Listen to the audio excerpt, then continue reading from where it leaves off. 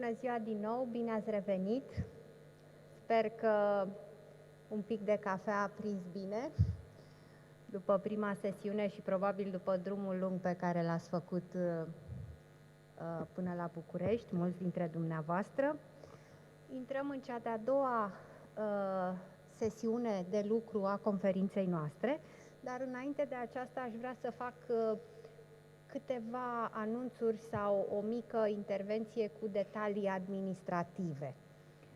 În primul rând, aș vrea să vă spun că în scurt timp după încheierea conferinței, toate materialele care se regăsesc în mapa dumneavoastră sau pe sticurile de memorie sau alte materiale, inclusiv raportul conferinței și alte documente care vor rezulta în urma acestui eveniment, vor putea fi regăsite pe o platformă online la care lucrează acum colegii noștri și pe care vă vom trimite linkul către ea pe adresele de mail, de unde veți putea descărca toate documentele, inclusiv cele pe care le aveți și altele suplimentare, documentele de lucru. În egală măsură, de acolo veți putea descărca fotografii, declarații, intervenții ale vorbitorilor și așa mai departe, toate acestea fiind disponibile pe o platformă online ca să facilităm comunicarea și schimbul de experiență, și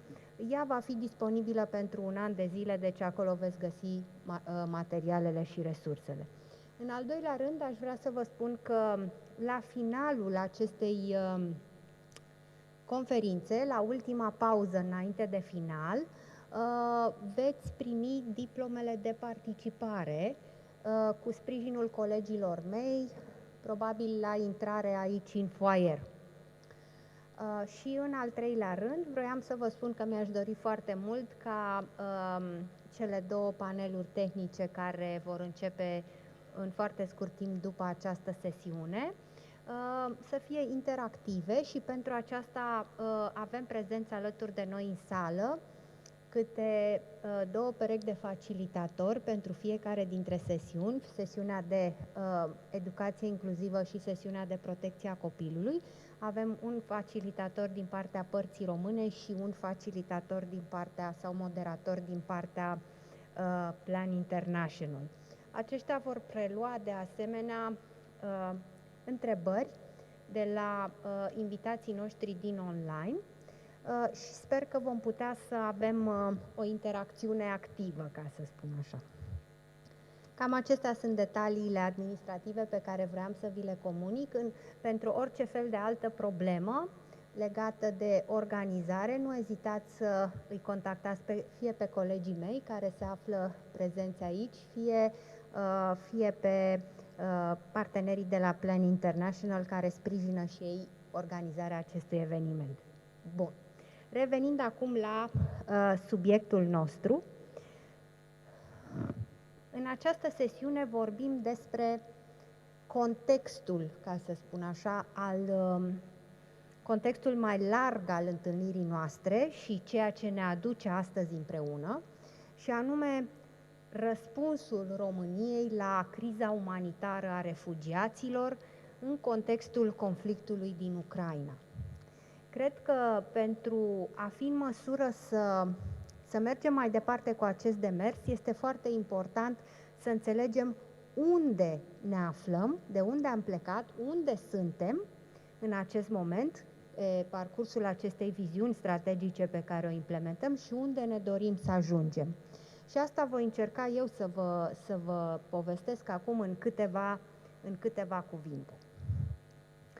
Așa cum știți, conflictul din Ucraina a început la finalul lunii februarie, mai exact spus pe data de 24 februarie, moment în care, împreună cu toate instituțiile și ministerele cu atribuții în gestionarea unei crize a refugiaților, ne-am reunit la nivelul guvernului și am stabilit strategia de răspuns a României în ceea ce privește asistența umanitară. De asemenea, premierul României m-a desemnat pe mine să mă ocup de partea de coordonare strategică a zonei de asistență umanitară a refugiaților din Ucraina. Și, practic, în acele prime momente a fost gândită strategia de răspuns în sensul în care România urma să intervină pe două niveluri în ceea ce privește asistența umanitară a refugiaților. În primul rând, vorbim despre răspunsul de urgență, răspunsul imediat pe care România trebuia și l-a și dat persoanelor strămutate din Ucraina care au venit la noi în țară și care se referă la toate măsurile care au fost luate la nivelul punctelor de trecere a frontierei, la nivelul centrelor de recepție, a cazărilor temporare, hrana, serviciile de urgență, toată partea de mecanisme de protecție civilă, cum o numim noi, au reprezentat răspunsul inițial și de urgență, la care s-au raliat în mod spontan, entuziast și ulterior coordonat societatea civilă și organizațiile internaționale.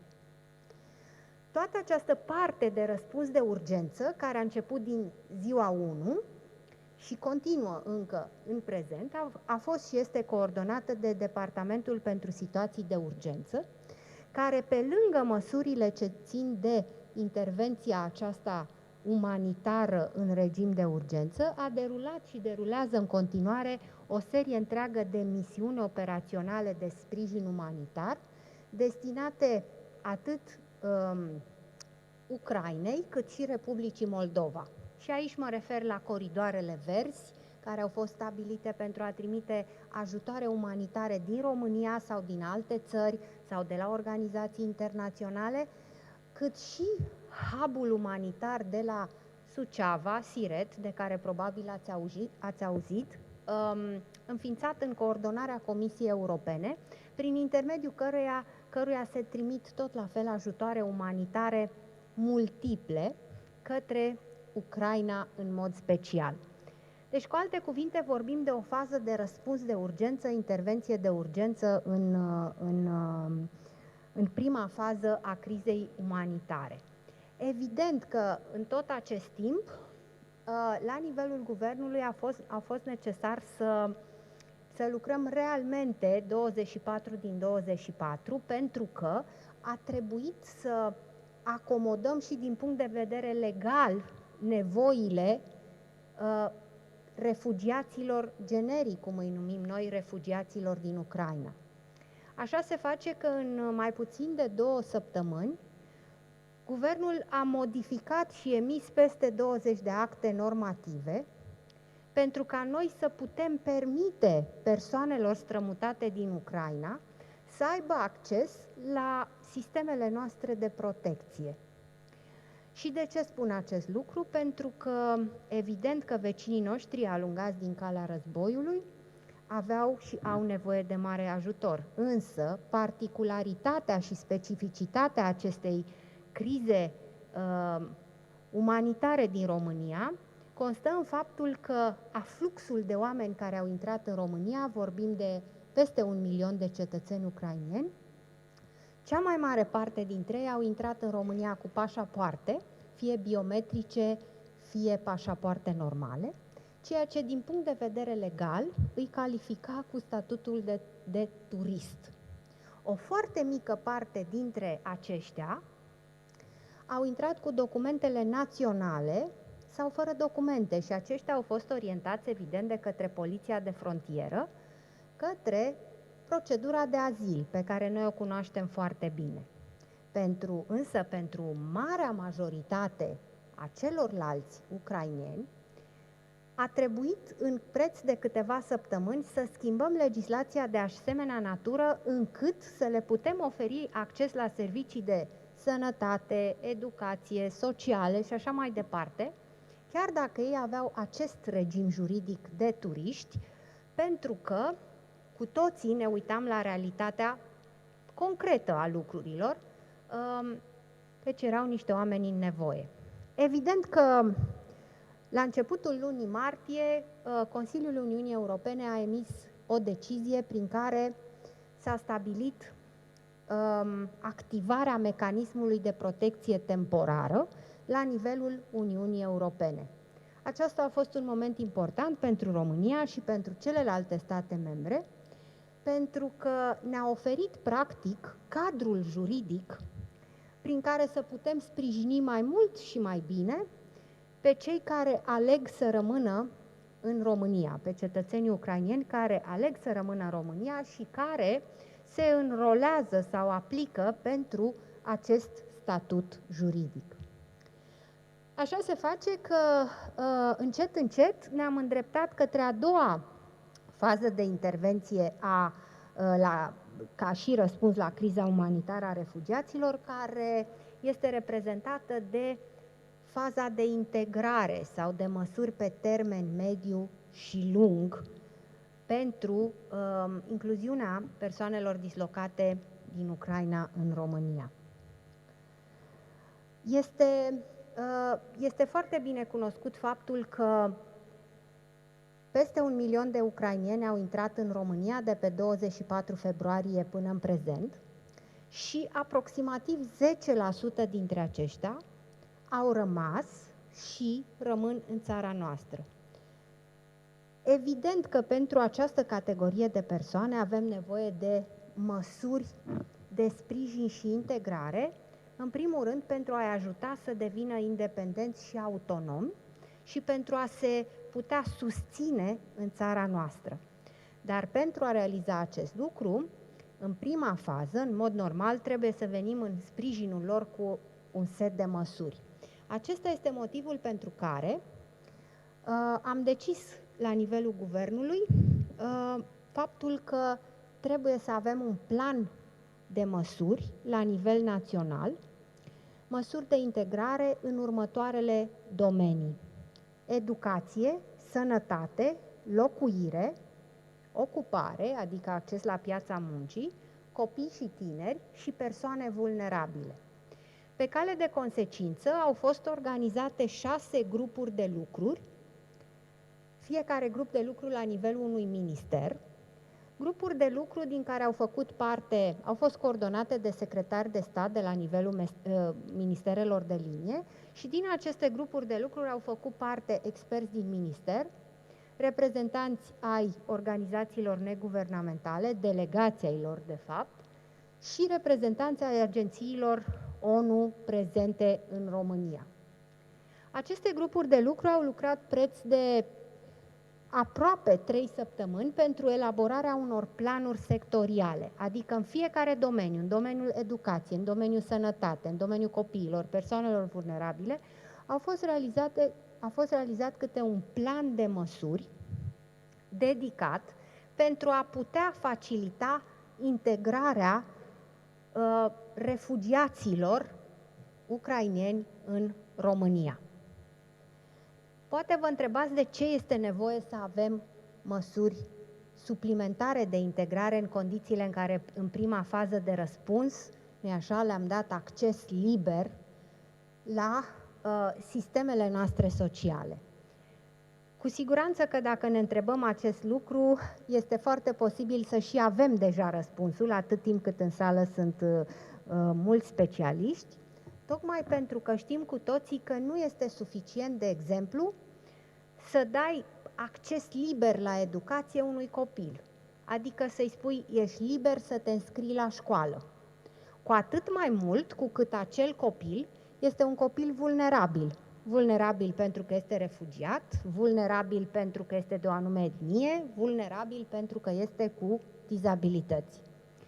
Și atunci, pentru a face efective sau a da efectivitate drepturilor instituite în perioada de urgență, prin care am dat acces liber la educație, la sănătate, la piața muncii, venim în această fază a doua de răspuns cu măsuri punctuale de intervenție, cu pârghii, prin care acel drept să devină unul real. Adică, ce fel de măsuri avem nevoie să luăm în școli, de exemplu, pentru ca un copil ucrainean să poată învăța de adevăratele într-o școală, nu doar să stea într-o bancă.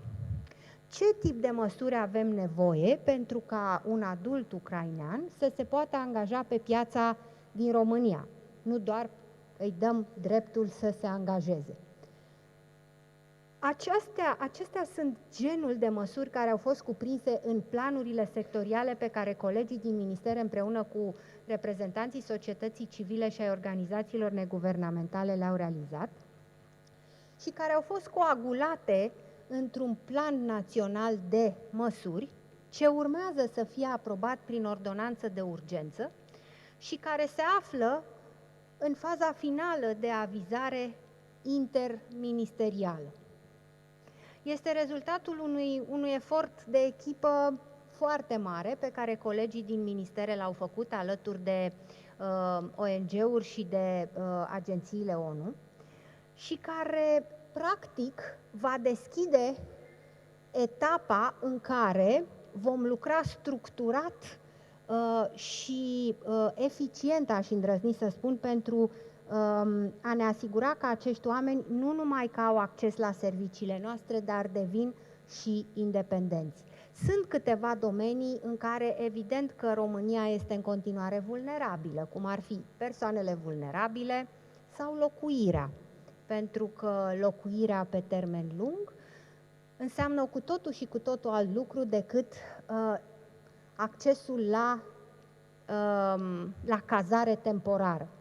Însă, în sprijinul nostru, în acest efort pe care România îl face și nu numai România, toate statele europene de gestionare a asistenței umanitare, avem alături de noi organizațiile internaționale și agențiile Națiunilor Unite, care la rândul lor au dezvoltat un mecanism de coordonare în interagenții pentru a completa zonele în care statul și guvernul, să spunem, are resurse fie limitate, fie nu se poate mobiliza în termenul necesar.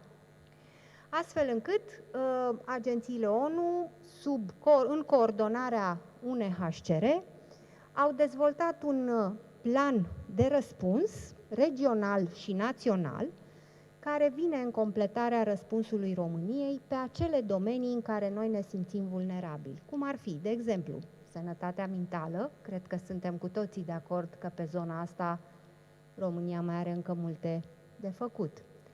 Persoanele vulnerabile și alte domenii în care cu sprijinul organizațiilor neguvernamentale locale, care au dus pe umerii lor o mare parte din răspunsul de urgență de la firul ierbii, vor reuși să dezvolte în comunitățile noastre din România serviciile necesare acolo unde poate statul nu ajunge atât de bine și atât de repede. Ceea ce este foarte important și vreau să subliniez încă o dată, poate mai explicit acum, este faptul că îmi doresc ca atât partenerii internaționali, agențiile Națiunilor Unite, organizațiile neguvernamentale finanțate de agențiile ONU sau din alte surse, ne dorim foarte mult ca măsurile pe care le implementează să targeteze deopotrivă copiii sau adulții ucraineni, dar și comunitățile gazdă, comunitățile locale. În orice intervenție umanitară complexă, cum este și cea pe care o trăim noi, studiile de specialitate care vin până la urmă din experiența din teren ne arată că o comunitate care nu beneficiază la rândul ei de sprijin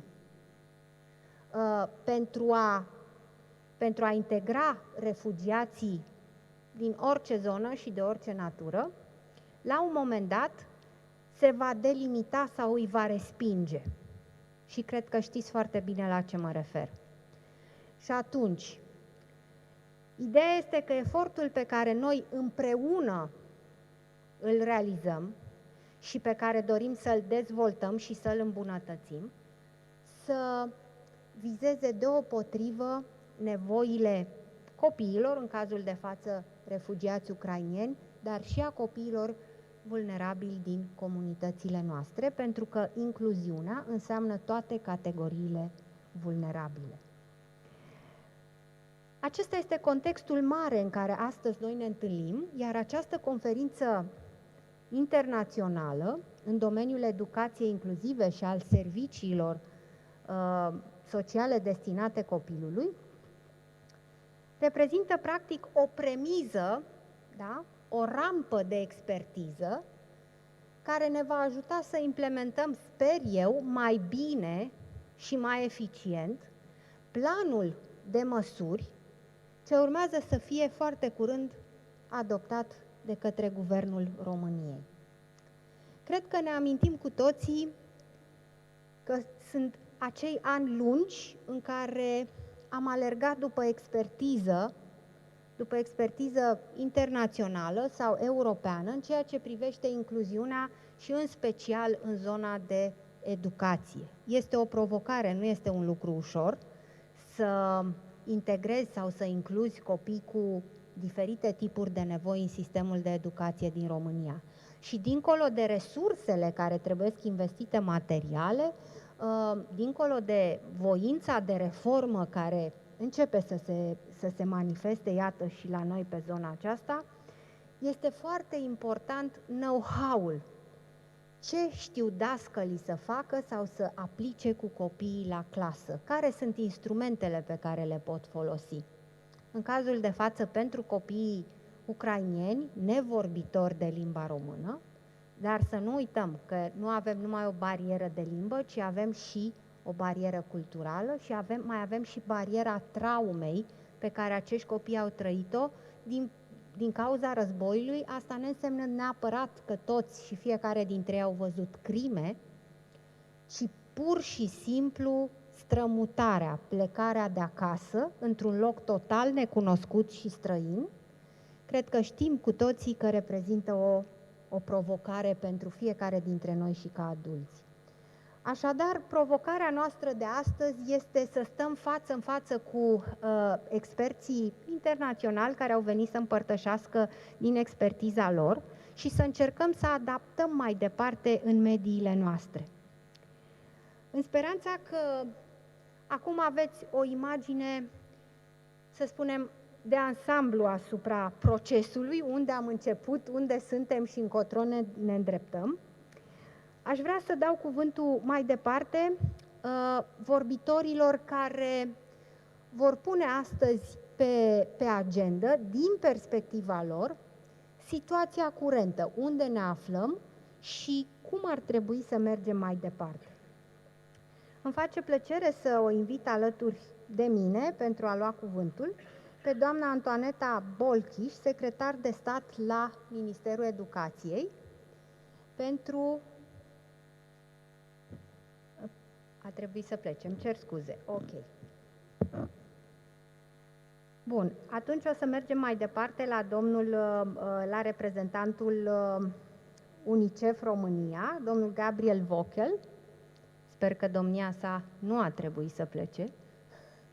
Nu, este aici. Și reluăm după aceea, vă rog.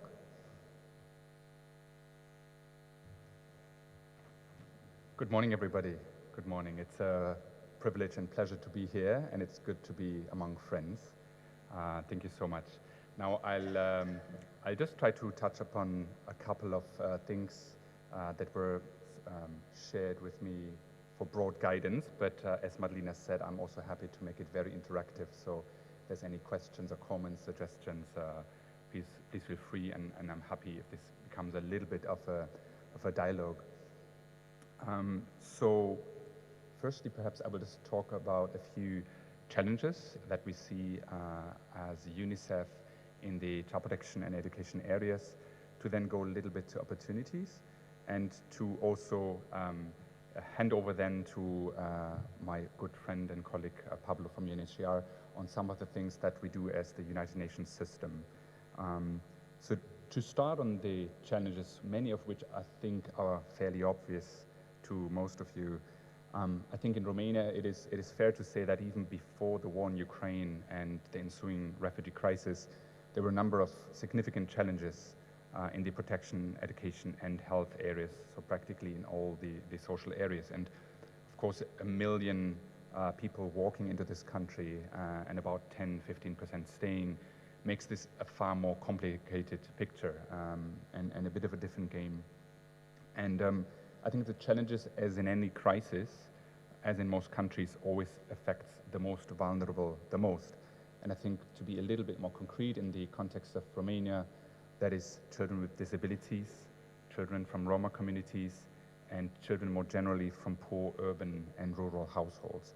So the big question, as always, is how can we make the system work for everyone, including those who are most vulnerable and those who are typically furthest away from these services that the government may be able to offer. And if I had to single out perhaps just one single challenge, I think it would have to be the lack of an adequate number of qualified professionals on the ground, right? Like in many countries, it's not about laws not existing or not being good enough or policies, it's about the implementation on the ground. And that means very often simply a well-trained, well-motivated and paid social worker, a community nurse or an educator, right? That can reach out to children, to families, be present in communities, know what the real issues are in the community and have the resources to help them address them.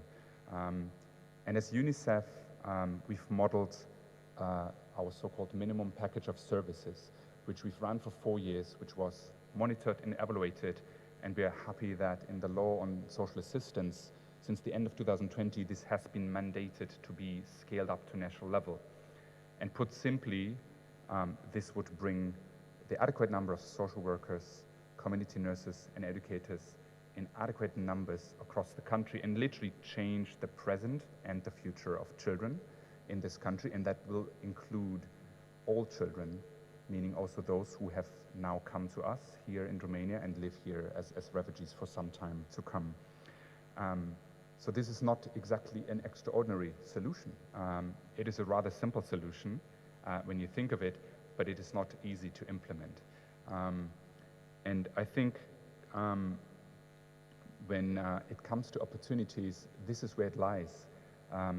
This one package and other solutions are not costly, all things considered. The minimum package of services, for example, would cost only 150 million euros a year, which in the face of the national budget of Romania is literally a tiny drop. But it would ensure that the last mile between services and the communities and families and children can be effectively covered. And I think it would be a big step, and not the only measure, but a big step to addressing all the critical needs that are now heightened in this refugee crisis. Let me just mention a few, and I know that you're very aware, I think, but the heightened risk around sexual and gender-based violence, including trafficking, especially of women and children. We've seen that in 2015-16 with the Syria crisis, where young women and sometimes children would end up in places like my home country, Germany, and end in brothels and be forced into sexual labor and other horrible scenes. We already spoke about mental health, right? When children and parents have had to witness death, destruction, and violence, and come then into a foreign land where they don't speak the language, that must be incredibly difficult. And for that, we don't have an immediate answer because psychological care and treatment is not something you can easily do with a translator, which then speaks again to this lack of local professionals, where I think together with the government, we need to find immediate solutions to employ the Ukrainian professionals that have come as part of the refugees. We have the psychologists, we have the teachers and educators and social workers that have come with their families. And if we can leverage their expertise and power, that can help to a very significant degree, I think. We have specific protection needs around those children that have been separated from the families, that have come non-accompanied, right? We've seen buses full of children from institutions in Ukraine coming with 2 brave caretakers that then need to be taken care of by the child protection system here in Romania. And these are very difficult situations, but they can be managed with the right support, and adequate solutions can be found. And then lastly, but not least, learning and play for children, from early stimulation for toddlers, from pre-primary to primary to secondary. And I think I very much resonated with what Ligia Decker said earlier, I think when children can go back to school and can go back into learning, it provides that sense of normalcy and can in many cases, I think, be the best kind of therapy when they can be with other children and feel that they take steps again towards their own future and not just be lost in a foreign place. So I think it's fundamental from so many angles, and that includes really the youngest of ages. The list could go on, I think, but let me just turn to some of the opportunities, knowing that there's also quite a bit of a list of speakers after me. I don't want to stop at noon and stand in between lunch. But I think, I don't want to oversimplify, but at the end of the day, we're in the European Union, and Romania has a working system in child protection, in health, in education, and the system needs to work for everyone. For the most vulnerable groups of people and children that I've mentioned at the beginning, and that will now include a growing number of refugee children. That is simply the reality, and we need to find ways to link the system and the services and the professionals effectively to the needs of this additional group. And so I think whatever we do now in response to this crisis needs to be seen as an investment into the existing system that just needs to be strengthened.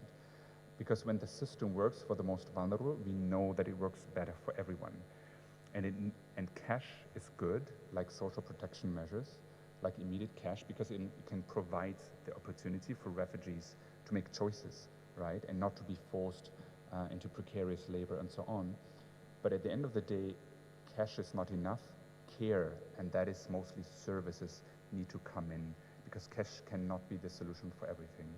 And cash, I know that UNHCR and others are very busily ramping up an impressive cash program that will help greatly in the more immediate time right now.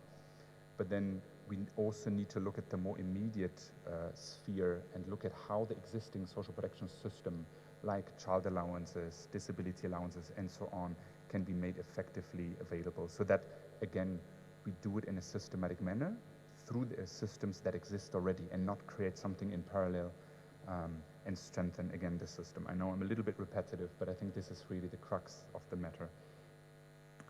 I think there's a tremendous opportunity, and we discussed with Mr. Alexandru at the Ministry of Education just last Friday, when it comes to education and in protection, to update the case management and information systems, right? To bring it away from paper into 2022, so to speak.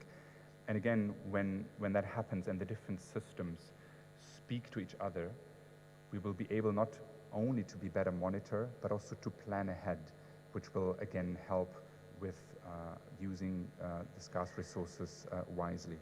And when it comes to resources, and I said, I think what we're doing right now, we should be seeing it not as a cost, but as an investment. And also with the understanding from all the studies we've seen over the world, but also in Romania already, that the cost of inaction is far greater than not acting, right? So apart from all the good human rights arguments from the Convention of the Rights of the Child and all the rest of it, European standards is just the simple economic argument that not acting brings huge costs, social, for the individuals, but also for society. So let me just say a couple of things about, I think, how we're acting as the United Nations system and as UNICEF. At the end of the day, the role, I think, of the UN in Romania is simply put supporting the government, right? We are only in support of what already happens here at national levels, at county levels, and in the different communities. And it's across the sectors, of course, whether it's protection, education, or health. So again, it's nothing so extraordinary, but it doesn't mean that it's exactly simple. And I think here, there's a lot of new faces, and there's expertise that has come in, which is greatly needed. But with that, we also have a heightened need for proper coordination, right? And of course, we're part of that under the leadership of UNHCR. And as Madalina, you said already earlier, we have the regional refugee response plan and the Romanian chapter of that. And through this mechanism, we are very much supporting the national action plan also for this refugee crisis, which again needs to be connected to the larger government programs and systems that already exist. So I think think it's also important that as the United Nations system, we support the government, but we can't and we don't do it alone. And I think a lot of you here representing civil society, international, and I would say more importantly, local, who know the language, who know how things work, or perhaps don't yet work in Romania. You are the people that we need here. I think only if we all come together, we can really bring an adequate response, and also donors. And I see Monica is here from FCDO, and obviously local communities and local actors, and children and adolescents and youths themselves, to whom we always need to continue to speak to understand what we're doing. Does that make sense? Does that correspond to your needs? Knowing whether the different needs of girls and boys are addressed adequately. Right? Perhaps just two things concretely when it comes to child protection. One of the flagship programs that we have built up very rapidly, very closely with UNHCR and other partners, are the blue dots, the so-called blue dot support hubs for children and families, so that when people cross the border or they settle down for some time to come in some of the larger areas, some of the larger cities in Romania, to have this immediate child protection response, so that children who are in particular need of care and protection can be filtered out, can be served well, but also to enable things like tracing, reunification of children with their mothers, with their families, and to ideally also connect these to other countries. So when families enter through Moldova, through Romania, they go through Hungary to Germany or France or wherever they may end up, to track and trace and to make sure that nobody gets lost on the way. I think in education, there's a lot of different support going on, and when it comes to trying everything to give access to quality education to refugee children. And I think it's only fair to say that the summer is going to feel very short for those Ukrainian children that may need to now very rapidly learn Romanian to then be able to integrate classes in September. That's quite a bit of a challenge, and I think with not exactly enough teachers who can teach Romanian to children who have come from Ukraine, that's going to be a big challenge, and more needs to be done around language acquisition. We help very concretely now with building up a platform to very rapidly online map where the children are exactly per county, per school, and so on, so that then the language classes and other support can be adequately planned and delivered. And of course, we're also in touch at European level and elsewhere to figure out the best way how access to the social protection systems can be made available. And I spoke to that a bit earlier, child allowance and other things, because I think at the end of the day, this is where we connect the actual system and where we make sense of this need to have this nexus between so-called development and emergency. I think this is where it precisely means. Let me end here by saying, as always, it is about preventing violence, exploitation, abuse from happening, preventing from kids being out of school for too long, and it is also about finding the right responses in the existing system to address the needs, so that we can ensure together that nobody's left behind.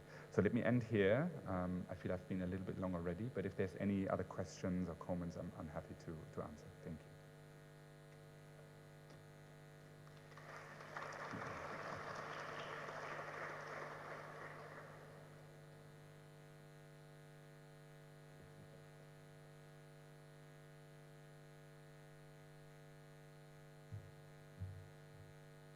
Thank you very much, Gabriel.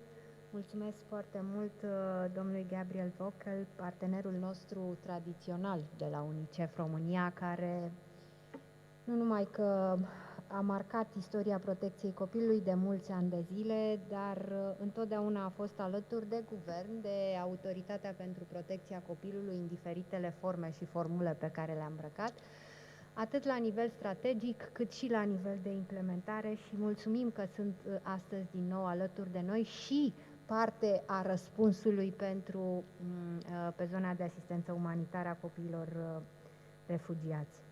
Mergem mai departe la partenerii noștri tot din zona agențiilor Națiunilor Unite Și îmi face o deosebită plăcere să-i dau cuvântul domnului reprezentant Pablo Zapata, reprezentant UNHCR România, sub îndrumarea căruia există mecanismul de coordonare între agențiile Națiunilor Unite și care face front comun cu noi și cu organizațiile neguvernamentale și cu autoritățile locale pe ceea ce înseamnă zona de răspuns pe asistență umanitară a refugiaților din Ucraina. Domnule Pablo Zapata, vă rog.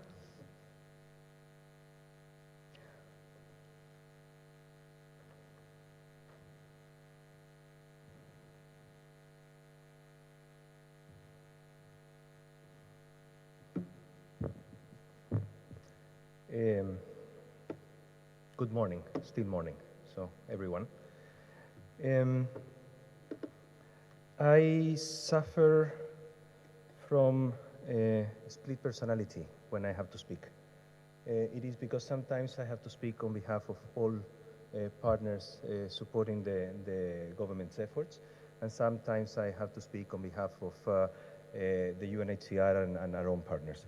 In this case, I think I will not have that dilemma. I will basically speak or try to refer to the response by the partners under the interagency coordination structures, which, as Madam Turza outlined very correctly, is here to support the governmental response and to coordinate with the governmental working groups that have been set up to respond to this emergency. And let me perhaps mention from the start, the emergency is not over. We are still, Romania is still receiving figures of yesterday, 9,132 persons. And this happens on a daily basis. For a country that used to receive 10,000 refugees and asylum seekers in the course of a year, this is the standard figure for one day, every day, for close to 100 days. So this, the fact that we don't have long queues anymore, that the terrible cold of February is not present, but the sun is shining, does not diminish the effort of the response and does not diminish our responsibility to supporting what has been, and I'm not using my words, I'm using the High Commissioner's word, the High Commissioner for Refugees' words, an exemplary show of leadership and efficient response of the Romanian authorities. This we say it with no reservations. When sometimes I speak to our colleagues in the international community and even in the government, I tell them, when analyzing the response, not only sometimes we have to see on what has happened, but what has not happened. And not only Romania has been able to receive shelter, cater, transport, feed over 1 million refugees, but also what has not happened. Not one life has been lost. Not one serious incident has taken place.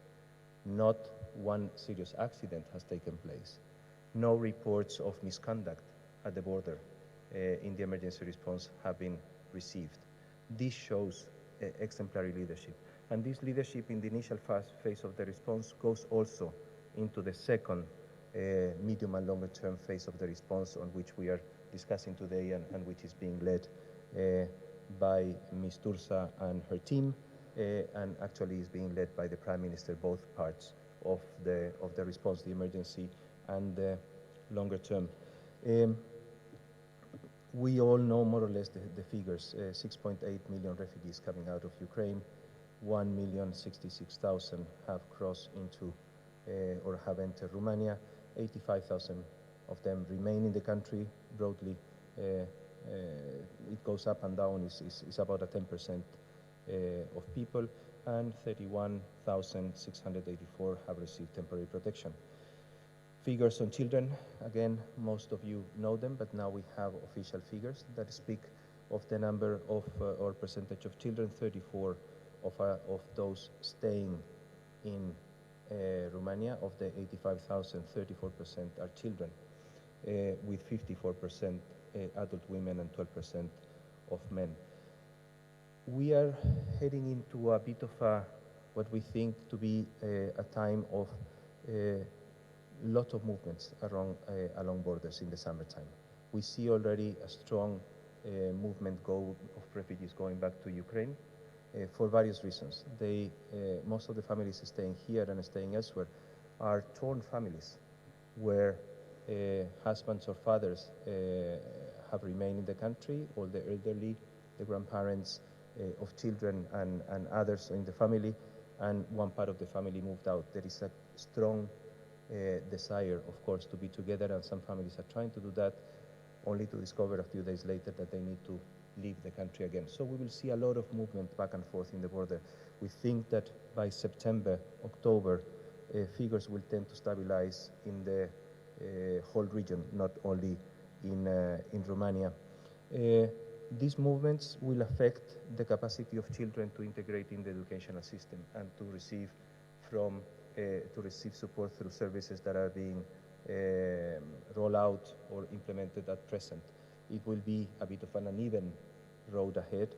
And let me just add my voice to something that has been mentioned already, and I'm sure it will be mentioned later on, not least by a UNHCR colleague who will present our views on inclusion in education.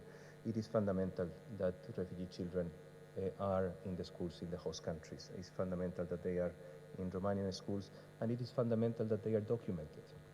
The main protection tool that we have at hand is the temporary protection status. And we see that the figure, if we compare the 85,000 refugees remaining in the country with the 31,000 that have received temporary protection, there is something there in our messaging. There is something there that is not either being explained or not well received. I think we have a collective responsibility. Organizations, most of us work in organizations giving services and support directly to refugees. The message of regularizing the situation in Romania is fundamental. There are a number of enrollment centers by the General Inspectorate for Immigration, and this is really the key. We need to make refugees more visible, and a way of doing that is by each one of them having their own identifying number in Romania, which will enable them to access services and exercise their rights. Among those already granted temporary protection, 7,000 out of the first 30,000 have been children, a lower percentage than the overall figure. So there is something also there that we need to look into. What is it that families with children is preventing them? Is it a matter of transport? Is it a matter of accessing the locations where temporary protection is being given? The same applies, for instance, to the cash-based intervention or the cash-based assistance that Gabriel was mentioning before, that UNHCR is putting into play to support the immediate needs of families and children. I leave that as a reflection. Let's see how in these uneven months of the summer we can reinforce positive messages to the Ukrainian refugee community. Let me just mention 2 or 3 things about the response plan, regional refugee response plan. There have been mentions and references to it. In UNHCR, we are proud to and honored to coordinate the refugee response in the countries that are receiving refugees. Inside Ukraine, as you know, is a different setting, is internal displacement, and we are part of the overall coordination structure. But outside these countries, for international actors, we provide that coordination role under the refugee coordination model. This means a number of things. It means that the most boring of it is that we need to devote the resources for coordination to be effective. The most interesting of it is that we are able in UNHCR with the respective agencies and NGOs in the various sectors to see areas where we may not be paying too much attention. And this comes from 2 sources, and I will link here with Madame Turza's reference to the National Action Plan, which is fundamental in order to align the legal dispositions at the EU level and the Romanian level with the lives of the refugees. We need to align these two. They cannot operate in different spheres. On the one hand, the regional refugee response plan is made out of the observations of many of you that have contributed in the various working groups to see, listen, these are the gaps, these are the needs that we see in Romania, and they have been discussed in the governmental working groups with authorities, but also we nurture from the policy guidance that comes out of these governmental working groups. And the National Action Plan is the result of that reflection. So once enacted, the National Action Plan becomes for the members of the interagency coordination structure a little bit like the blueprint to follow. So it is not only our assessment, it is the official assessment of which are the gaps, the needs that are necessary, and then the idea is to adopt and adapt that framework into our own work. We need to be able to respond programmatically, not only conceptually, but programmatically to the areas that have been identified by the partners in the refugee response plan, but also by the government in the National Action Plan. The regional refugee response plan, in the case of Romania, it aims to support the country to ensure that all refugees from Ukraine have access to safety and international protection in compliance with the principle of non-refoulement. That's a given in the country of, in the case of Romania. As a second point is to support national systems and host communities to provide timely and life-saving humanitarian assistance to refugees fleeing Ukraine and third country nationals having left Ukraine. Let me here speak to something that Madame Turza mentioned before.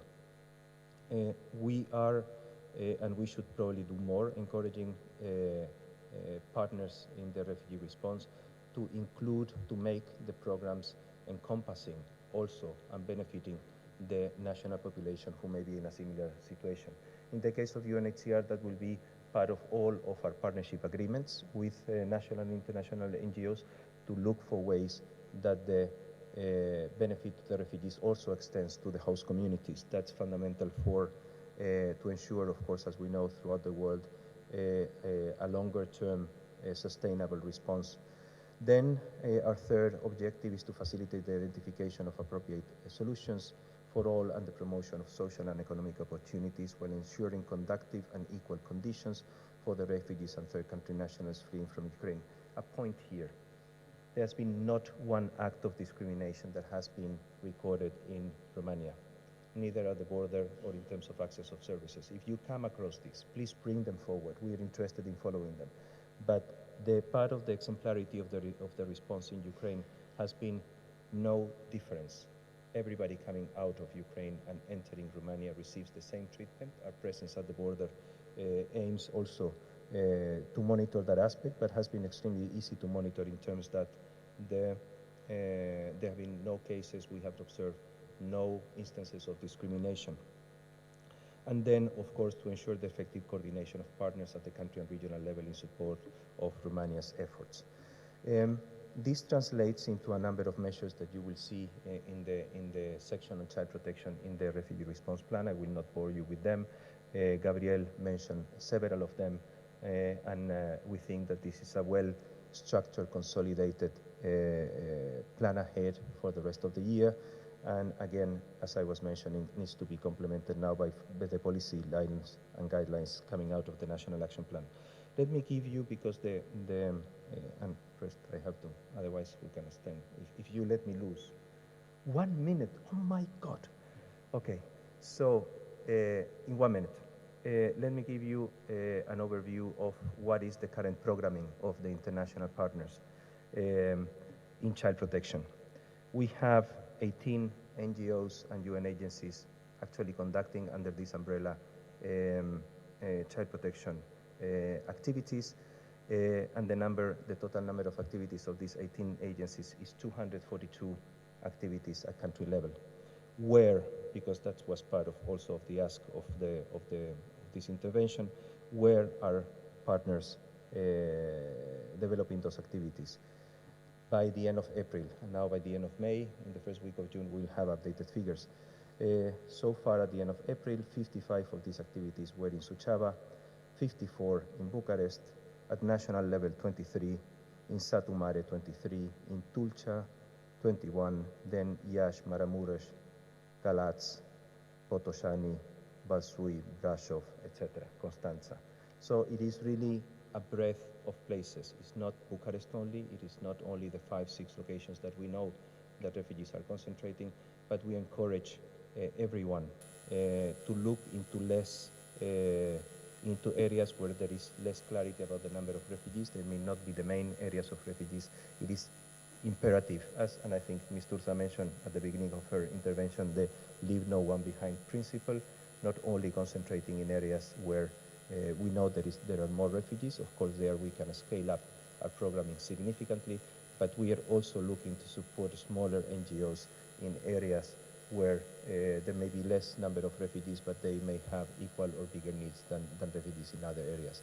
Coordination with national authorities is fundamental. We will be also rolling out specific coordination structures to support at local level those established by the authorities.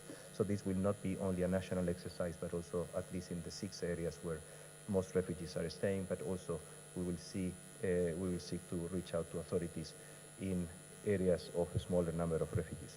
I think with this, I will close to everybody's relief. We'll remain here in case of questions. Maybe just in terms of UNHCR programming, it is very much in coordination, not only with the priorities of the government, but we are really looking into areas where there may not be sufficient programming. Let me give an example. Particularly the areas of children with disabilities is something that is calling our attention because the world of children with specific needs is very specialized and requires a specific programming. It's not just a blanket approach. So we also need to look into this smaller number of children who need our coordinated effort in referring them to the appropriate structures, but also may need some specific programming. For instance, I was discussing with colleagues just 2 days ago quite in detail how to support children with autism who are here. And that leads me to a final reflection. How do we combine 2 very different models, not only of education, the perspective of education online versus in the schools, and I already mentioned what was the view of UNHCR about it, but also with regards to institutionalization. We have seen that the approach followed in Ukraine and in EU member states is quite different. I think there are a number of lessons learned there from that experience that need to be learned from that experience. And I think part of our collective effort should be to support also Ukraine to go more in line with EU standards in this regard, which is something that they have, of course, declared to be their intention. Thank you very much.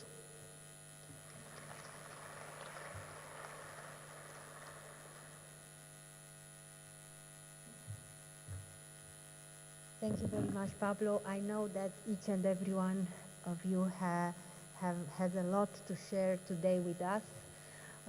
I know that UNHCR and UNICEF activity is huge in this area, but I'm sure we are going to cover at least a part of it in the question session area. So, sorry for interrupting. Now switching back to Romanian. Mulțumesc mult domnului Pablo Zapata.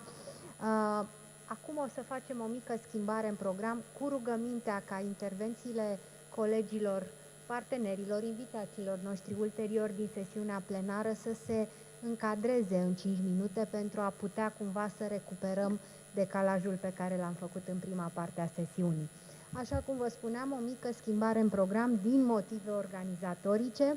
Înainte de a da cuvântul celorlalți doi invitați care mai sunt prevăzuți pentru a lua cuvântul în această sesiune, o să-l rog pe partenerul nostru, domnul Bogdan Simion, reprezentant Fundația SERA România, FONPC și de asemenea CARE International, să împărtășească cu noi ceva din experiența domniei sale și a echipei pe care o coordonează în zona de protecție a copilului, devansând puțin subiectul discuției, dar este o chestiune de natură organizatorică. Vă rog, domnul Bogdan Simion, și vă mulțumesc pentru participare.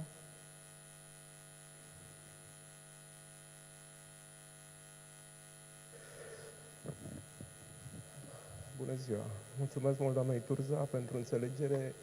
Pe lângă pălăriile de ONG-ist pe care le am, din păcate, pentru încă 2 ani și jumate mai am și pălăria de președinte al Consiliului Economic și Social și la 1 am sesiune și din această cauză la 12 și jumătate ar trebui să plec. Mulțumesc mult pentru invitație. Aș vrea să comentez câteva lucruri din punctul de vedere al ONG-urilor, al organizațiilor neguvernamentale. După cum știți, și mă bucur că vă văd aici alături de partea guvernamentală și partea administrației publice locale, ONG-urile au avut un răspuns foarte rapid la criza refugiaților încă din prima zi.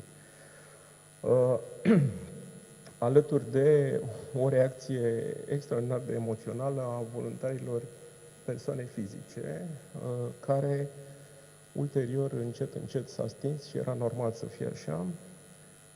Dar în aceste 3 luni de lucru la frontiere și în interiorul țării, cred că integrarea a fost, dacă e să folosesc un cuvânt, a fost relativ ușoară în munca și în coordonarea atât cu administrația publică locală, cât și cu administrația publică centrală.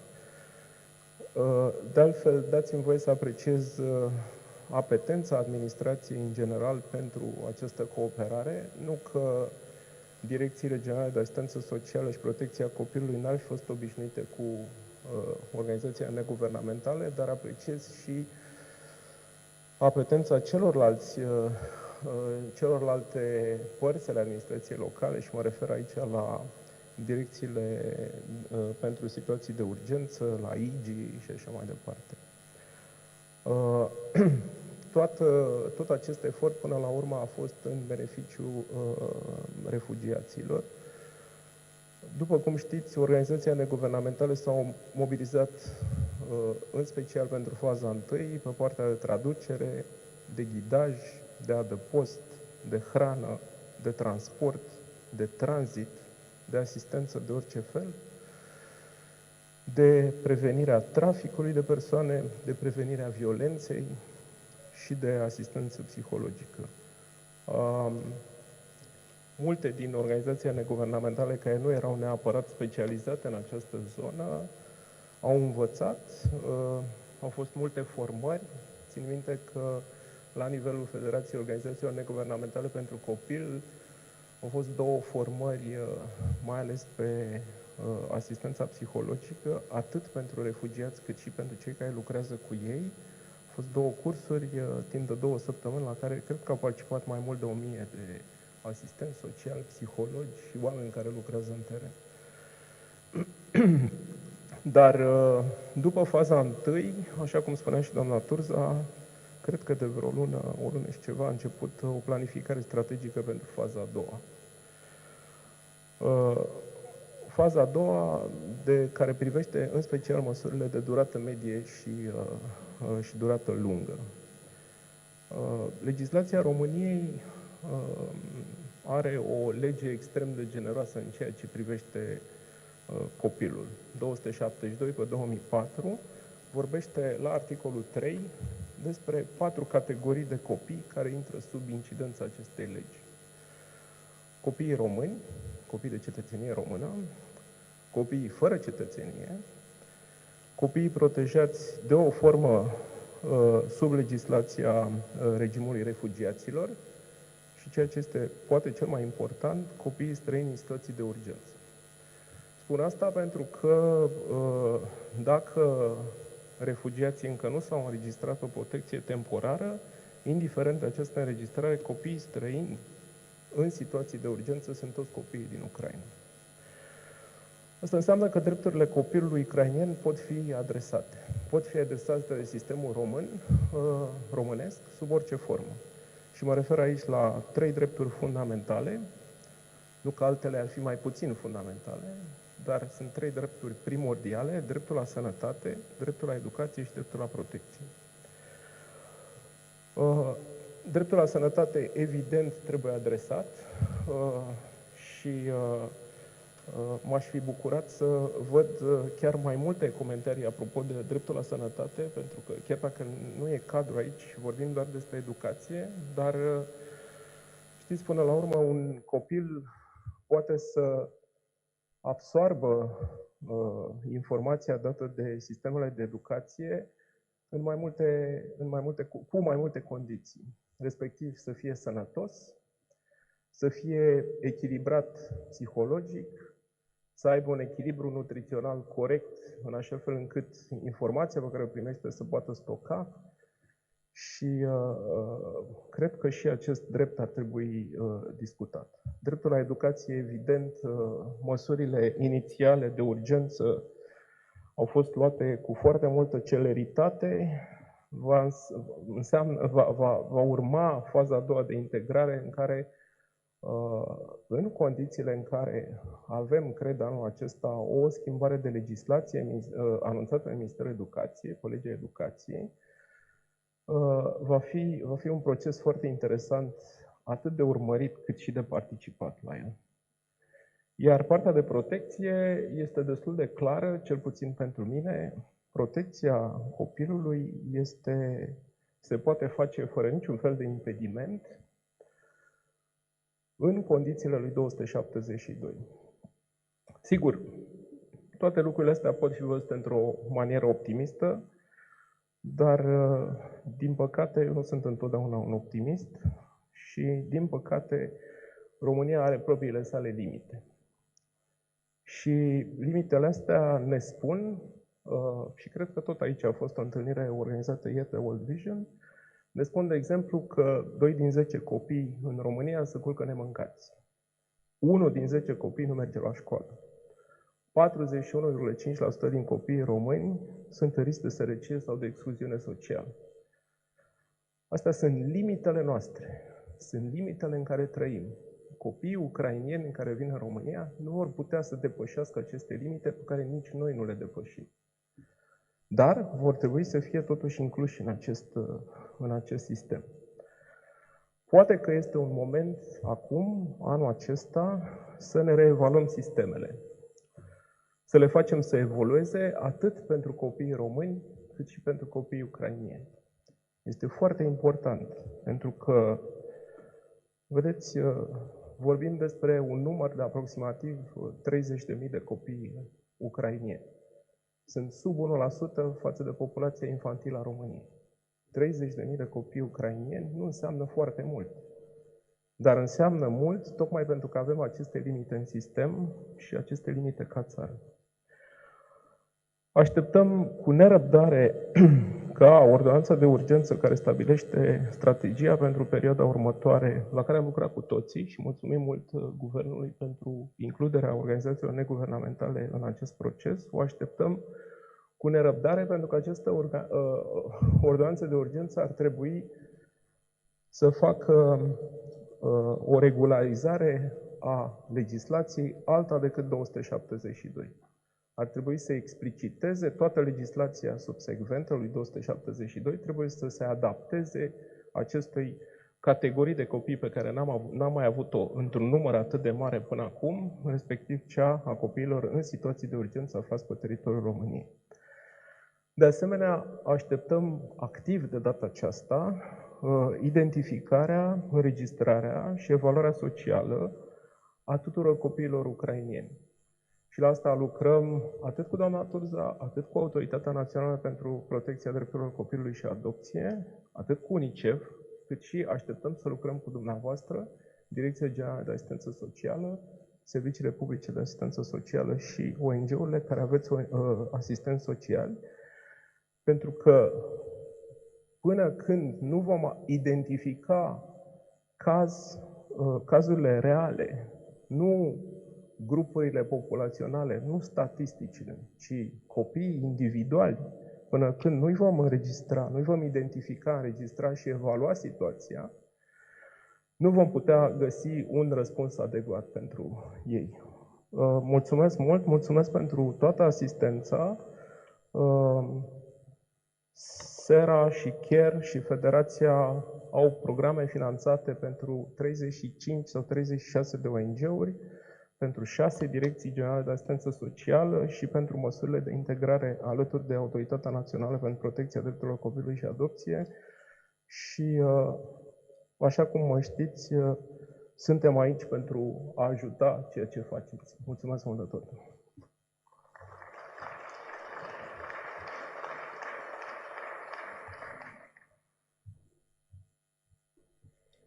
Mulțumesc mult, Bogdan. Reluăm șirul intervențiilor noastre, așa cum vă promiteam mai devreme, și îmi face o deosebită plăcere să îi dau cuvântul doamnei Miriam Castaneda de la Plan International, director responsabil pe zona de Ucraina, care este astăzi alături de noi și care va dori să împărtășească câteva dintre principalele rezultate, dar și provocări pe care le-a întâlnit în activitatea domniei sale ca membra a echipei Plan International. The floor is yours.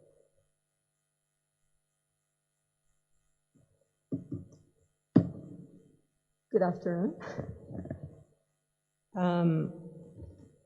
I was going to have a long speech, but it is before lunch, and I'm very conscious that speeches before lunch are not very welcome. So I'm going to take this opportunity to present to us our organization, Plan International, not only as the representative or the director of the Ukraine response, but also as a former UNHCR refugee. And to tell you the difference that it makes to be welcome in a country when you are a refugee and you don't have to go to 3 or 4 or 6 different processes to actually be able to build a new life in a new country. Plan International has been working in over 75 countries, and we are known for being working for over 80 years. We basically concentrate our interventions in child protection in emergencies, education, quality of education, education in emergencies, mental health and psychosocial support in emergencies, and cash and voucher assistance. I was very happy to hear my predecessors speak about cash and cash vouchers assistance. It is a very effective tool, but I agree that it is a very effective tool at the first stages of the emergency response. Then after that, we need to look for more integrated approaches that actually do provide and give the dignity to the refugees. As Plan International, we are a very credible organization. We are supported by several partners around the world. We are a federation, and as such, we have the capacity to mobilize resources, not only financial resources, but also human resources, and this is the reason why we're here. We have the expertise in child protection in emergencies, and we have the expertise in education in emergencies, and our first reflex was to approach the government to offer that expertise that we have.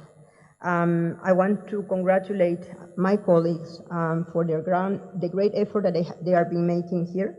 I know we're working under circumstances that are not typical to our interventions, but we are an organization that is based on principles, and we strive to be accountable to everyone. We strive to work well wherever we are, with partners, with governments, and with our beneficiaries. We have and promote a set of values that we live by and that we identified. And as you heard this morning, our CEO Stephen, he was a former war child, and I am a former UNHCR refugee. So we do work from the heart. We work for what we believe in, and we try to always be accountable. We strive for lasting impact, meaning we want to leave an impact in the lives of children, especially girls. We are inclusive and empowering, and we work well together as demonstrated in this and in other emergency responses.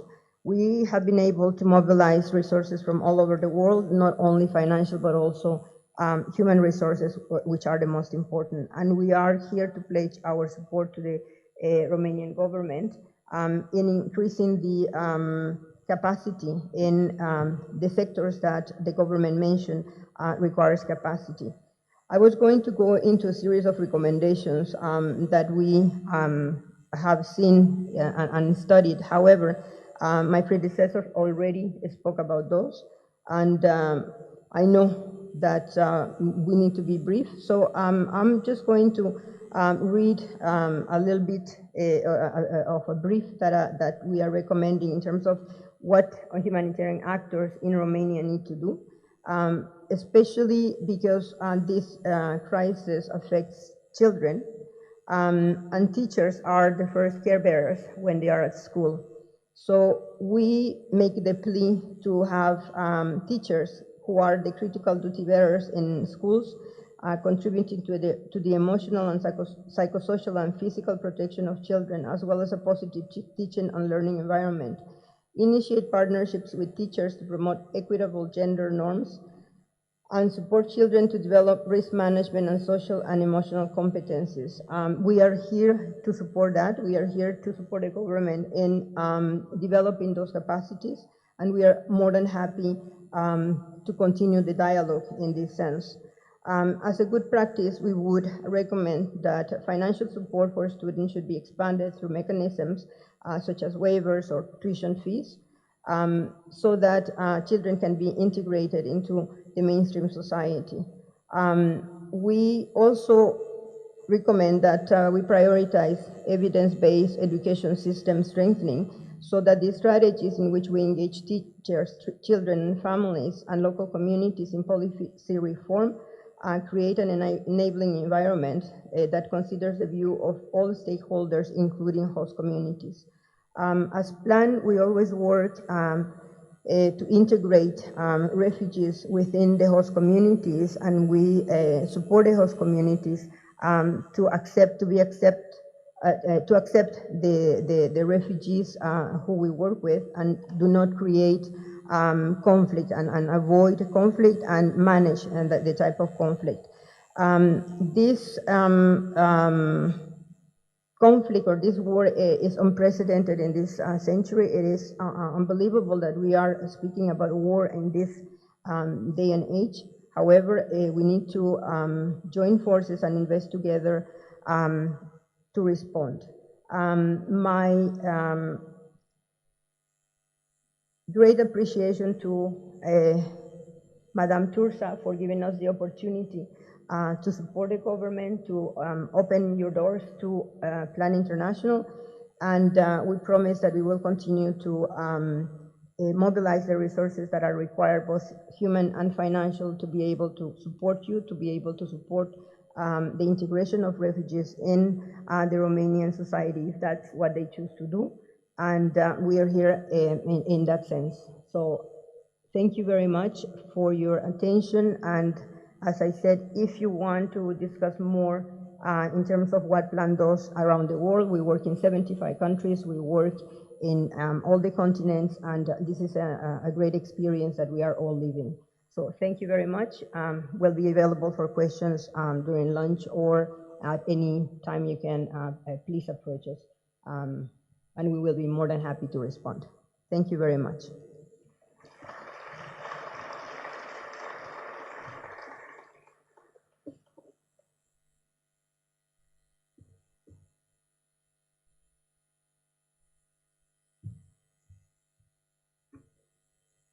Thank you very much for your swift intervention.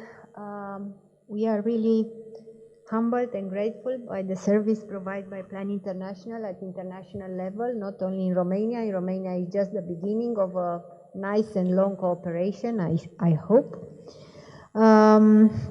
O să continuăm cu partenerii noștri de la Plan International, dar până atunci îi dau cuvântul cu mare plăcere doamnei Monica Blagescu, Humanitarian Advisor din partea Ambasadei Marii Britanii și a Ministerului de Externe din Marea Britanie, care se alătură eforturilor noastre de incluziune pe termen mediu și lung în ceea ce privește copiii, dar și adulții ucraineni prezenți în România. Vă rog. It's midday, so I won't say good morning, deci nu mai spun bună dimineața, dar eu sunt aici din echipa de operațiuni umanitare și de stabilizare din Marea Britanie și cu permisiunea dumneavoastră voi vorbi în limba engleză. So just seeking permission to speak in English if that's okay, it comes a bit more natural to me. So really, it's the end of the first session that we've had before lunch today, and before we move into the technical session, it's fitting that as a donor to the humanitarian efforts in the region, I say a couple of words to try and bring it all together, and thanks very much to Madalina and to her team for giving us the opportunity today. We really are here today because we are deeply concerned about the impact of this conflict on Ukraine's 7.5 million children. And it's important to keep that in perspective. Unaccompanied and separated children, children living in institutional care, and children with disabilities are particularly impacted by a deterioration in the availability and quality of the support services that they can receive in their country. Approximately half of the 100,000 children living in nearly 700 institutions across Ukraine are children with disabilities, and many of them are from the Roma community. We know that many have arrived in neighboring countries, including in Romania, and we've heard earlier about 40,000 of them having arrived here. And in countries in the region like Romania, government and civil society have scaled up a very impressive response. Access to areas such as education and socioeconomic inclusion are a key area of focus in the regional response, and this is why I welcome the approach that the government of Romania has taken through the drafting of the comprehensive national action plan, Romania's response to the humanitarian refugee crisis, and we look forward and continue to support the efforts in that plan. With the tremendous support being provided by hosting countries, including Romania, services come under strain, and neighboring countries themselves will soon face a range of social and economic impacts due to the war in Ukraine. In the spirit of the Global Compact on Refugees, including the principle around responsibility sharing, the international community has stepped up its support to host countries and the international humanitarian partners who are being coordinated by UNHCR. It is in this context that I'd like to place UK's contribution and support and also to explain my presence here today. UK's humanitarian strategy for Ukraine is to support a fully inclusive international humanitarian response that addresses the urgent needs of women, children, people with disabilities, and ensuring compliance with the Interagency Steering Committee guidelines on disability and gender-based violence. As part of UK's £220 million financial contribution of humanitarian assistance in the response in Ukraine and in the region, we are supporting the international humanitarian response, including via UNHCR, including via OCHA, who are leading within Ukraine, the Ukraine Humanitarian Fund, and the Disasters Emergency Committee, and that includes, of course, funding that is going down to Plan International, to SERA, and we've heard from colleagues from SERA, and we're going to hear later on today from colleagues from JRS as well. And we've done so to enable effective, inclusive humanitarian coordination and response to assist and to protect people in greatest need, including children and people with disability. In this context, we also support the joint UNHCR and UNICEF agenda for action for children displaced from Ukraine. which serves as an overall framework for the international community's child protection response. By supporting host communities to include refugee children in national development plans and budgets, and to strengthen national service delivery systems, UNICEF and UNHCR are improving access for both refugees as well as for host community children to education, to child protection services, to clean water and safe sanitation and hygiene facilities. And we've heard earlier that challenges remain, including in the context in Romania. About 4 years ago, the first Global Disability Summit was held in person in London, and it was co-hosted at the time by UK and Kenya. This year, in a very changed world, Norway and Ghana hosted a follow-up just before bombs started falling on Ukraine. A common thread was to draw attention and to secure commitments related to the implementation of the UN Convention on the Rights of People with Disabilities, and the promise that the world leaders made in the 2015 Sustainable Development Goals to leave no one behind, and we've heard about that earlier today. At the 2018 Global Disability Summit, the UK government adopted a groundbreaking position on children and young people in institutions, which noted the harm of institutionalization and the need to ensure that all children realize their rights to family care and that no child is left behind. I would like to take this opportunity to acknowledge the progress that Romania has made in this regard in recent years, and also its ongoing efforts to realize every child's right to family care. But the work is not yet complete, and the conflict in Ukraine is putting this back on the agenda as a matter of priority. As a founding and leading donor to the Education Cannot Wait Fund, the UK is committed to protecting the right of all children to education, including those affected by crisis. We stand ready to support a coordinated education response for refugee children from Ukraine. Inclusive education continues to be prioritized and must be prioritized as an integral part of the ongoing humanitarian response to the crisis in Ukraine. Every humanitarian crisis is also an education crisis. We must not forget that. Beyond learning, education offers a protective environment that is even more relevant to affected populations, including children. It is reassuring that efforts are well underway here in Romania for providing education and supplies for children and adolescents, and for facilitating access to temporary learning, recreational and early childhood development activities, while supporting inclusion in the national education systems to avoid the creation of parallel systems of education. But significant challenges remain, and the summer is but a junction that is going to bring even more challenges moving forward. Will people from Ukraine settle in the neighboring countries? Will they settle in Romania? What pressures will they put on the Romanian educational system? We've heard earlier today that we need to continue encouraging registration for temporary protection, and again, I welcome the efforts of the Romanian government in that regard. Across the region, the UK will continue to work with host governments, with EU institutions, and will continue to extend support to UN agencies and to NGOs to ensure provision of inclusive education, drawing on available Ukrainian teacher workforce and aligning with national strategies for integration, including the work that the government is undertaking here in close collaboration with UN agencies and with NGOs such as Plan International. I congratulate Ms. Turza and her office, and also congratulate colleagues from Plan International for convening today's meeting, and encourage all partners, all humanitarian partners, to continue to work closely together to complement government efforts. Lucrând împreună, vom face față acestei provocări pe care ne-o prezintă criza din Ucraina și vom crea și vom finanța și implementa mai bine soluții adecvate pentru o educație inclusivă. Vă mulțumesc!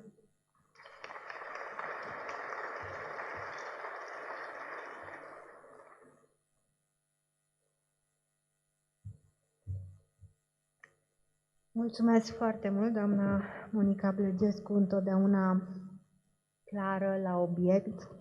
Mulțumim pentru sprijinul pe care mi-l oferiți în perioada aceasta complexă pe care o traversăm, atât dumneavoastră cât și restul partenerilor internaționali.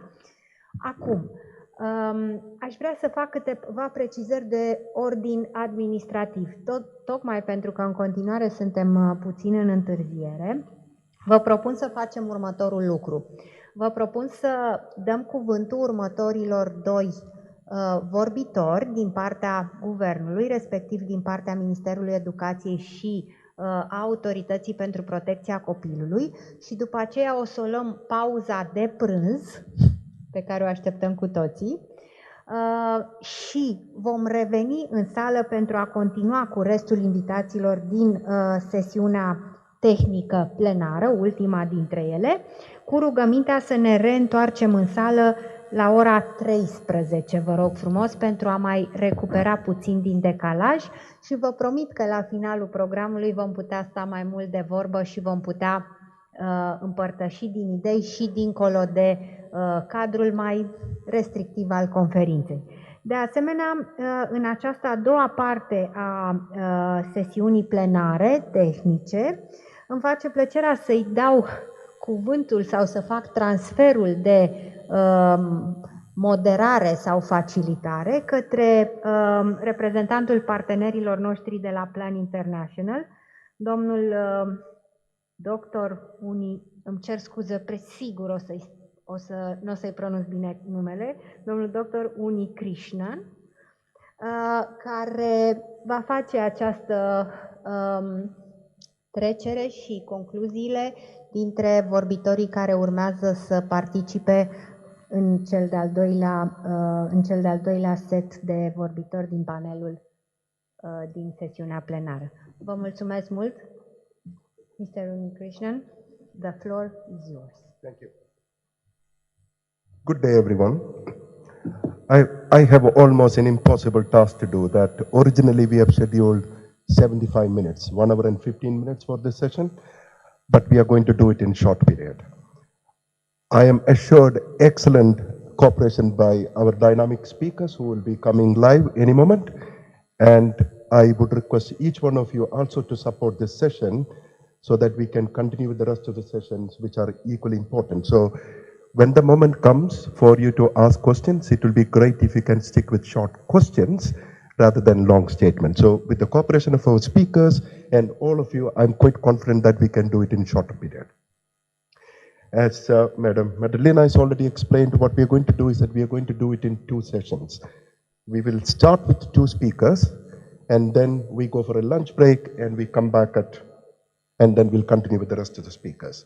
So I would like to request 2 of my first 2 speakers, Madam Christina Kokulas and Radu Sekeli, to come forward. How are we going to run this session? Each speaker will be getting about 4 minutes to speak, and they will get strictly 4 minutes. I am armed with a phone that the alarm will go off exactly at 4 o'clock. They get a warning when they have 1 minute left, and they get a red flag or a red card when they must stop. And of course, they will get time after that when the questions come to either to elaborate a point or explain further or answer a question. Before I pass on the microphone, I just want to share an experience very, very briefly. I'm very happy to be back in Romania. I was here at the beginning of March, and in Galati in the first week of March, I met a 7-year young girl. She had just arrived from Ukraine in Odessa. She was accompanied by her mother and her grandmother. The child has stopped talking. The mother told me that the child speaks only in her sleep. And this was a child who was a regular singer at the Odessa Opera. That's what conflicts and wars do to children. They take their voice away. And you're going to listen to 6 eminent and experts who have been working on the issue of child protection, education, and mental health in the next hour or so to understand the technicalities and how do we give a voice back to such children. And today, as I speak, there are more than 100 million people worldwide, many of them, such as the girls I've just mentioned, the 7-year-old girl, who have been forcefully displaced from their homes, and about 30 million of them are outside their countries. So, to today we are going to discuss in the next 1 hour the importance of child protection, education, and mental health. Of course, in a crisis setting like this, there are 1,000 things to do. And we believe children are a great place to start, especially girls or children who have lost their mobility. And of course, child protection, education, and mental health are perhaps the first steps. So let me invite my first 2 speakers. Are you going first, sir, or Christina, please?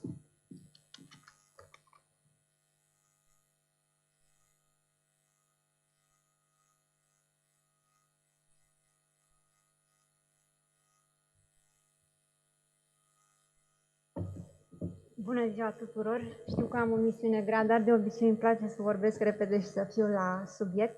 Evident, răspunsul pe care România l-a dat la criza umanitară, la criza refugiaților din Ucraina a fost fără îndoială unul impresionant. În sfârșit, poate și despre țara noastră s-a vorbit frumos și a făcut prima pagină în multe ziare sau în multe relatări mass media internaționale.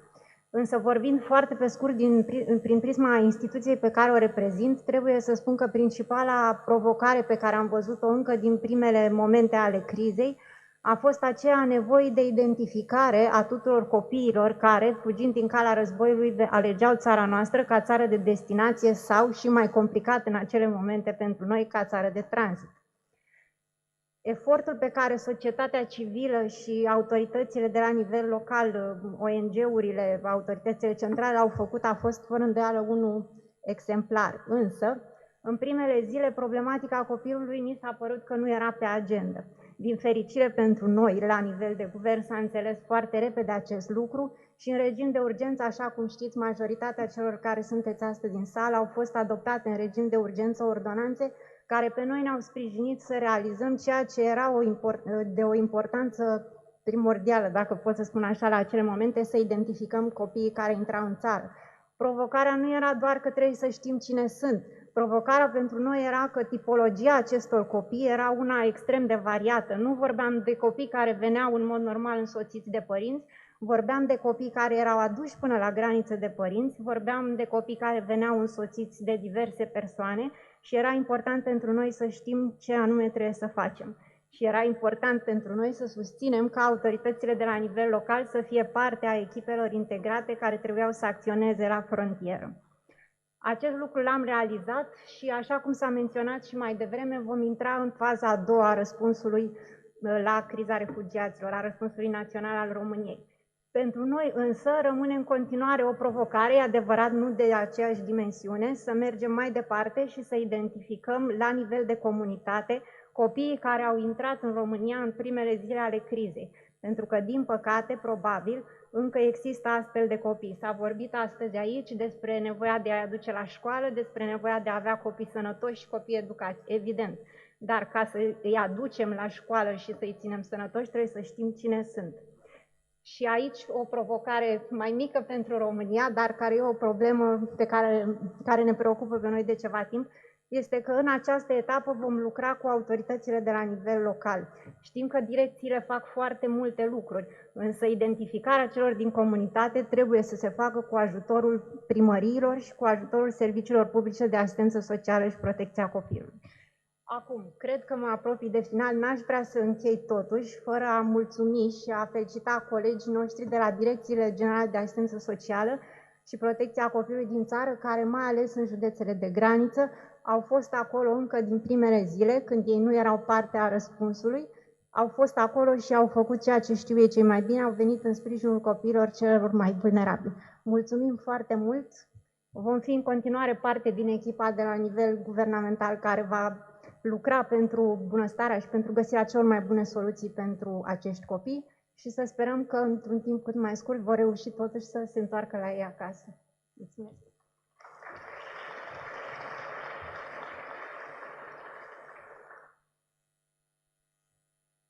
Thank you very much, Christina Kukulis, and those who are not familiar, especially those who are joining online.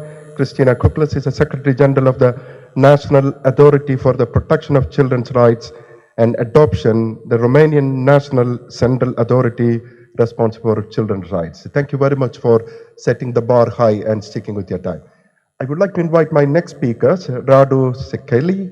He is the advisor to the Minister of Education, and until recently was the Secretary of State for Equality and Equal Opportunities. He has also worked with integration issues in various capacities, including training at grassroots levels and as the chair of a national organization for immigrants in Finland before re-migrating to Romania 3 years ago and taking up the political office. Mr. Radu Sekeli.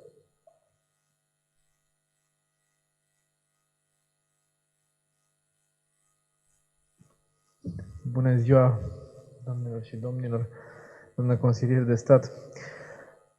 Ministerul Educației din România a fost printre primele ministere din Europa care și-a adaptat imediat la începutul crizei umanitare modul de funcționare pentru a răspunde unei nevoi. A reacționat rapid, a existat o nevoie la care a reacționat. Am deschis școlile și am permis copiilor ucraineni să învețe în aceleași condiții în care învață și copiii români.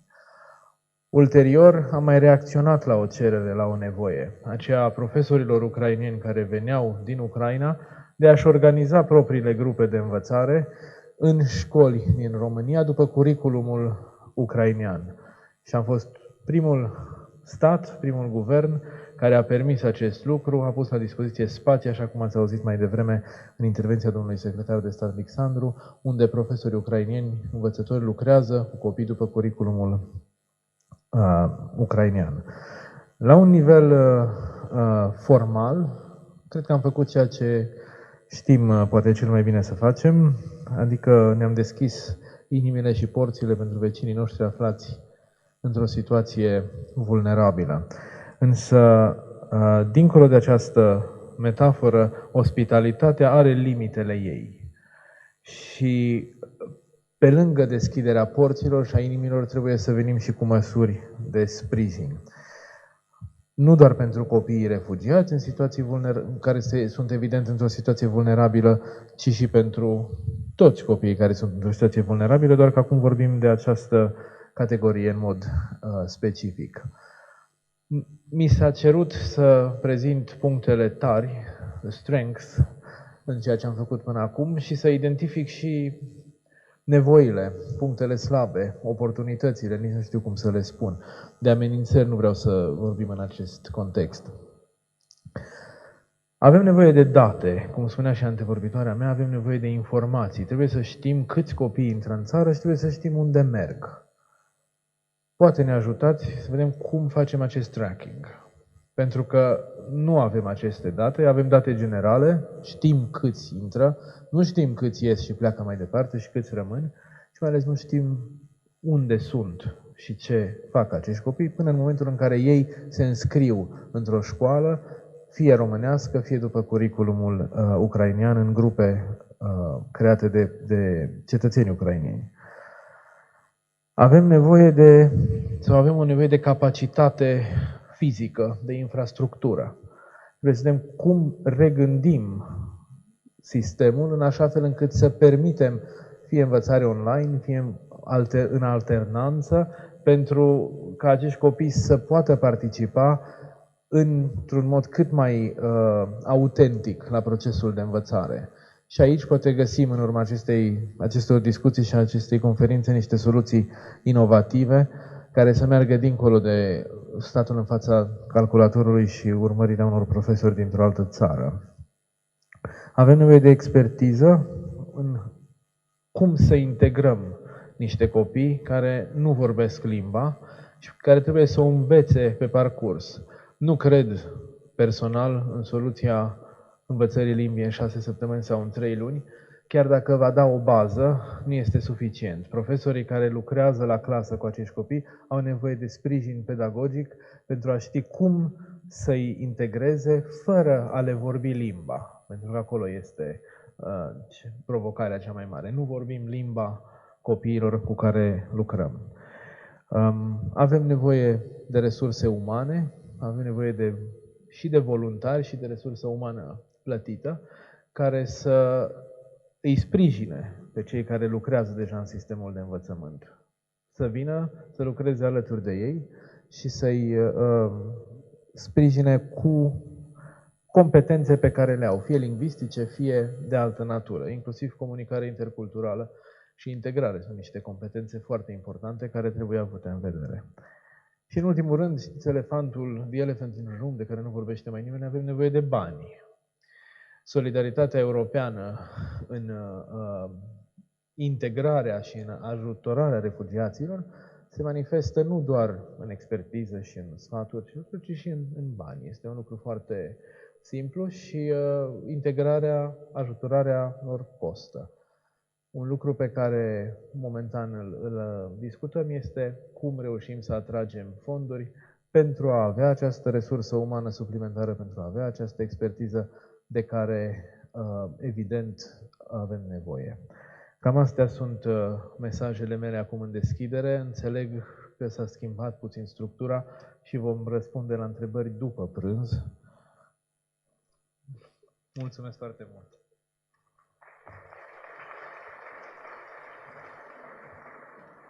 Thank you very much, Mr. Radu.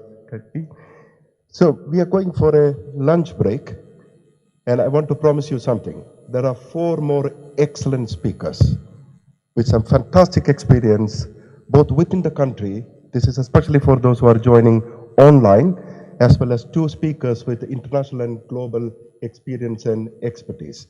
So we just covered, you listened to 2 speakers, looking at the bigger picture from the government's perspective about what's happening in Romania. When we come back, we will listen to 2 speakers looking at the ground realities in Romania. What's working, what are the gaps, how do we improve the actions on the ground?